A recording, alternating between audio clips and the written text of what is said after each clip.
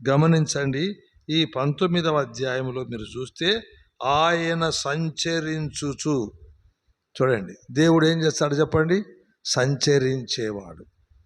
ఆయన మీలో నివసిస్తాడు, మీలో సంచరిస్తాడు, మీతో కలిసి భోజనం కూడా చేస్తాడు అని కూడా వ్రాయించాడు. దేవుని స్తోత్రం. ఆయన సంచరించుచు, చదవండి, సంచరించుచు యెరికో పట్టణం అంటే శాపగ్రస్తమైన పట్టణం. యెహోషువ కాలములో దేవుడు దాన్ని శపించాడు. దానిలోని ధనమంతా కూడా యెహోవా ధనాగారానికి చెల్లించమన్నాడు. ఆ పట్టణములో చూడండి ఎవరు రక్షించబడినారు, చూడండి, రాహాబను వేశ్య రక్షించబడింది. చూడండి దేవుని వాక్యంలో ఆ పట్టణము నాశనము చేయబడింది. దేవుడు దాన్ని శపించినాడని మనము చూస్తూ ఉన్నాం. అయితే ఈ యొక్క వాక్యమును మనం చదివేటప్పుడు ఆయన యెరికో పట్టణములో ప్రవేశించి దాని గుండా పోవుచుండెను. ఇదిగో సుంకపు గుత్తదారుడును ధనవంతుడునైన జక్కయ్య అని పేరు గల ఒకడు యేసు ఎవరోయని చూడగోరెను గాని పొట్టివాడైనందున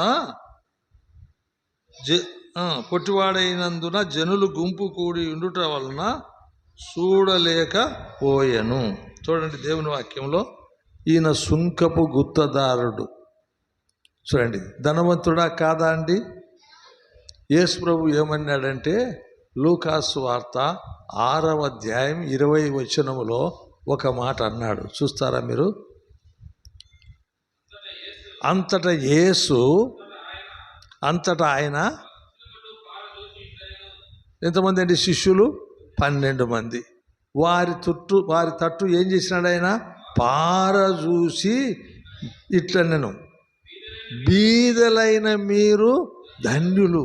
అంటే ధన్యులు అంటే ఆశీర్వదించబడిన వారు.